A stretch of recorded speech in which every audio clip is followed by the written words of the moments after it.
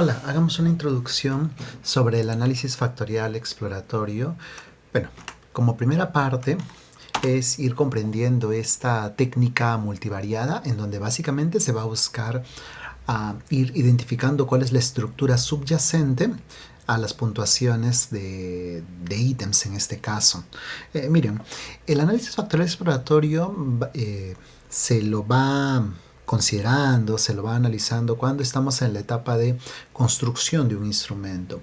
Es decir, estos son todos los ítems y claro, no pueden haber algunos presupuestos teóricos sobre el dimensionamiento, pero esto principalmente, el dimensionamiento debe de venir de un análisis empírico de los datos. Entonces, lo que vamos a hacer es relacionar cada uno de estos ítems con todos los demás de esta forma y luego cada uno de los ítems con los demás para obtener esto como punto de partida, la matriz de correlaciones. Si los ítems van a ser considerados como numéricos, serán correlaciones Pearson. Si van a ser considerados como ordinales, serán una matriz de correlaciones policóricas. Pero bueno, este sería el punto de partida y lo que va a hacer esta técnica multivariada es a partir de esto ir identificando cuál es esa estructura subyacente, cuáles son, cuántos son esos factores que podrían estar explicando esa similitud en la puntuación en los ítems, esas correlaciones, ¿ya? ¿Qué lo explicaría? ¿Qué está detrás? Y eso podría ser una estructura factorial. ¿Ya? Y bueno, acá están los correspondientes ítems para cada uno de los factores. Esta es la lógica, la idea del análisis factorial exploratorio, que como se está notando aquí, está en un ámbito de construcción del instrumento. Esa es la principal. O la otra también puede ser de un instrumento que se está haciendo una adaptación y en donde la estructura original no se está confirmando o se nota, ¿no?, de que va a ser una estructura particularmente diferente. Okay, en ese caso podríamos hacer análisis factorial exploratorio. Pero lo usual mayoritariamente es para la construcción de un instrumento en esas etapas de su desarrollo. Ahora, esta técnica es particularmente compleja para implementarla.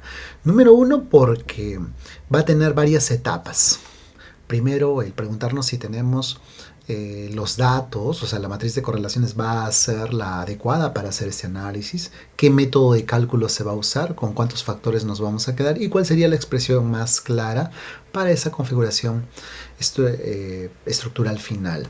Y cada una de estas tiene pues distintas alternativas de cómo irlas llevando y sobre eso hay también recomendaciones.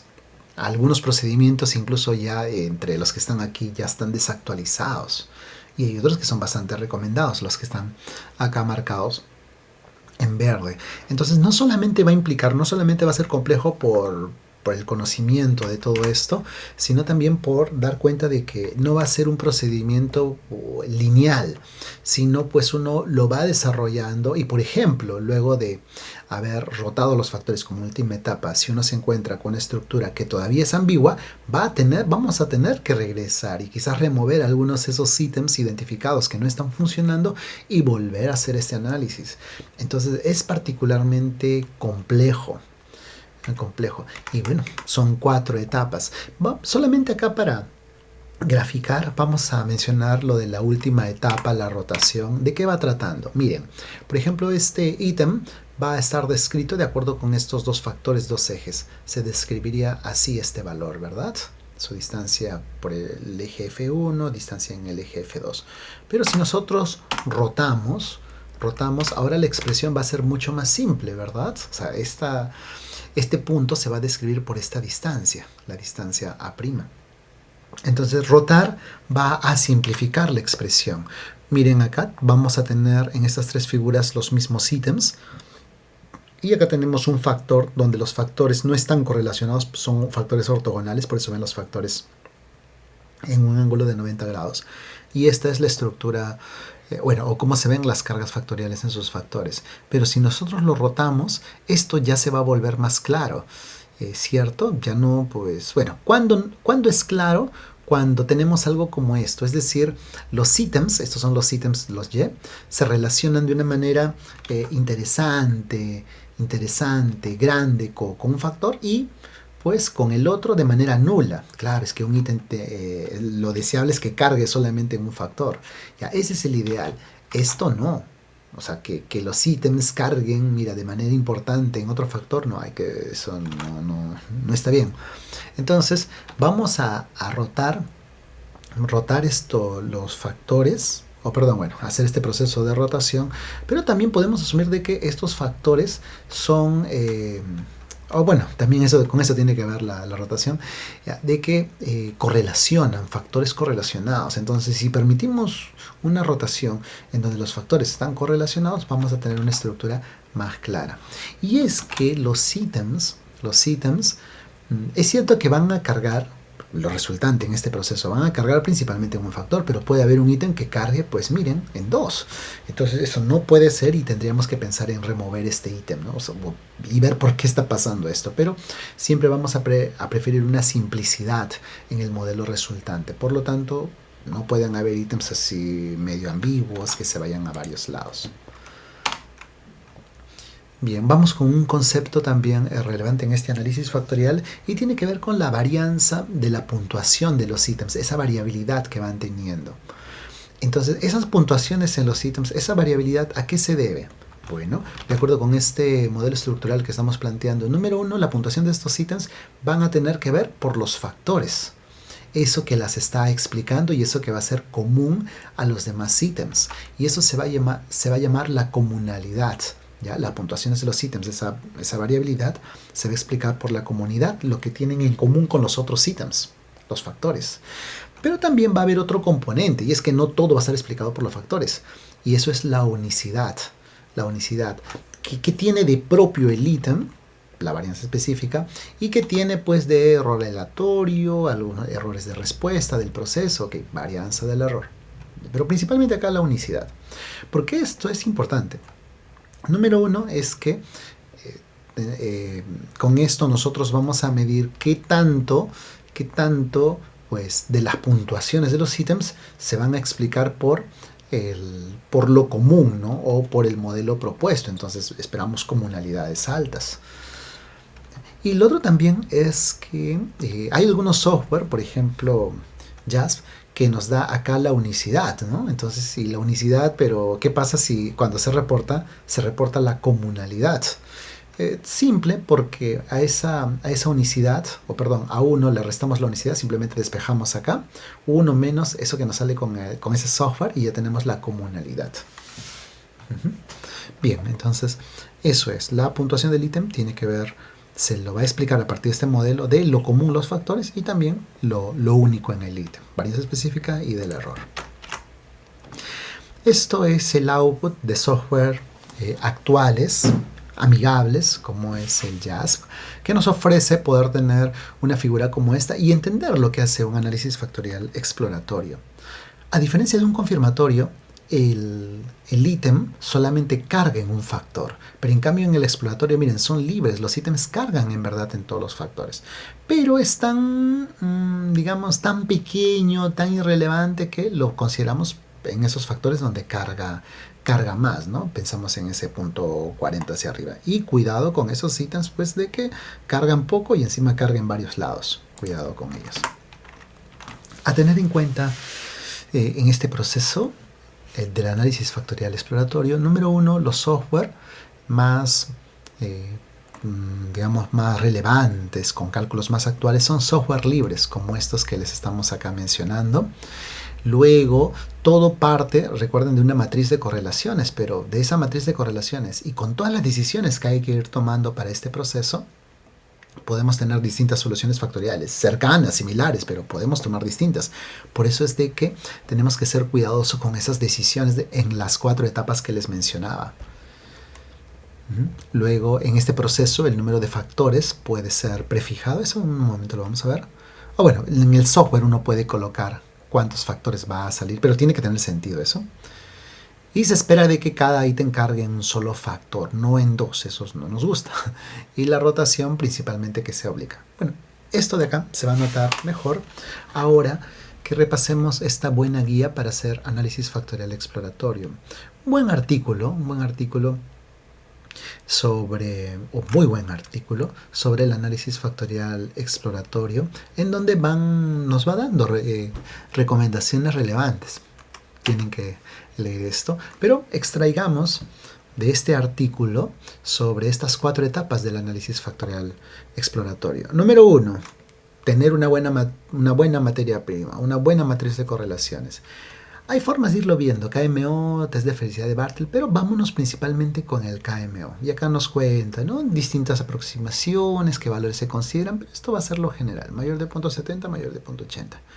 Cuidado con el test de felicidad de Bartle, eso lo he movido porque no recuerdo muy bien, creo que ya no está en el de Lloret, bueno, un apunte ahí, pero el problema del test de felicidad de Bartlett es que es sobre la significancia estadística y bueno, como todo resultado de significancia estadística depende demasiado del tamaño de muestra, así que puede acompañar, sí, pero nuestra interpretación va a estar principalmente en el KMO.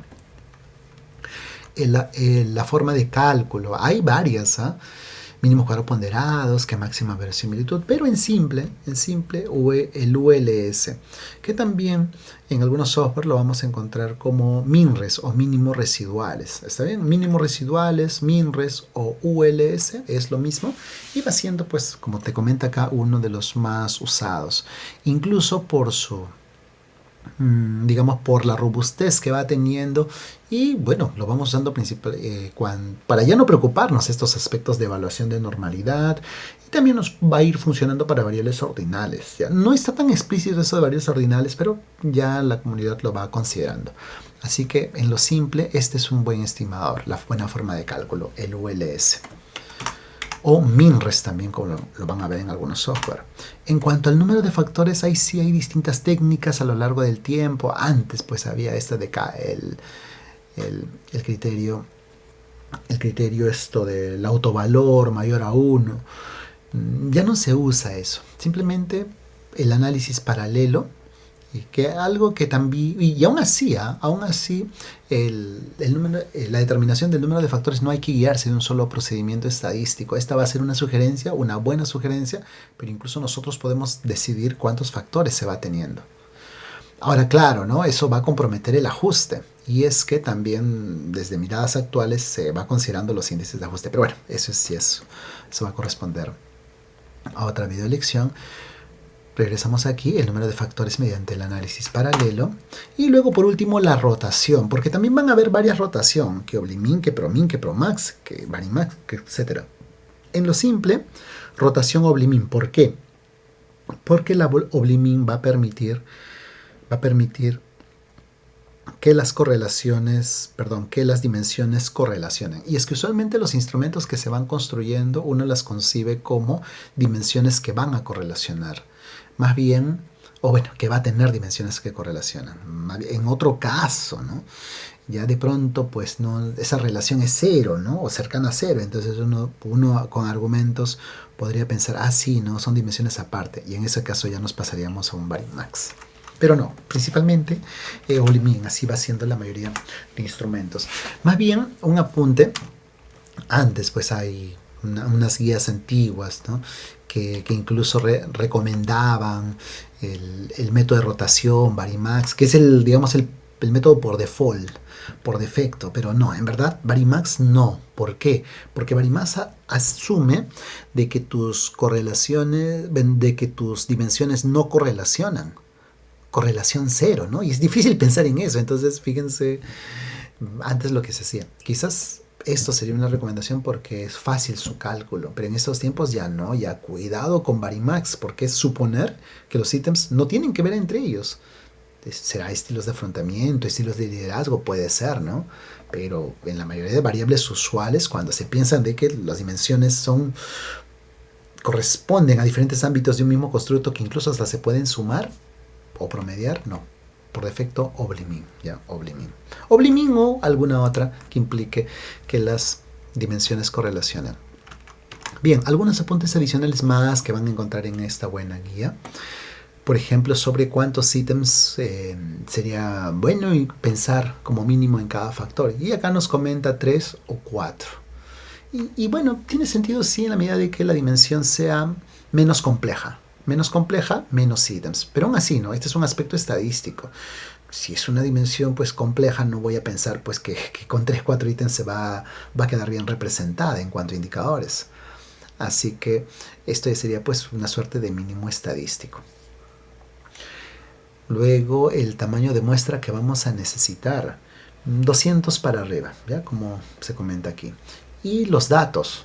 Los datos también acá nos comentan, bueno, hace rato lo que ya habíamos dicho, es una variable, ítems politómicos con 5 más se pueden considerar como numéricas, o sea, estimadores numéricos, formas de cálculo numérico o matrices de correlaciones Pearson aproximadamente. Normal, o sea, variable numérica, pero cuando son 2, 3 o 4, tendríamos que ir usando, pensando correlaciones policóricas.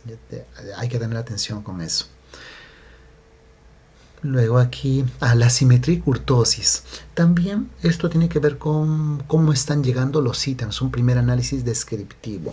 Por ejemplo acá, ¿no? Nos comenta que en algunas referencias vas a encontrar que la simetría y kurtosis estén entre -1 y 1, otras que estén entre -2 y 2.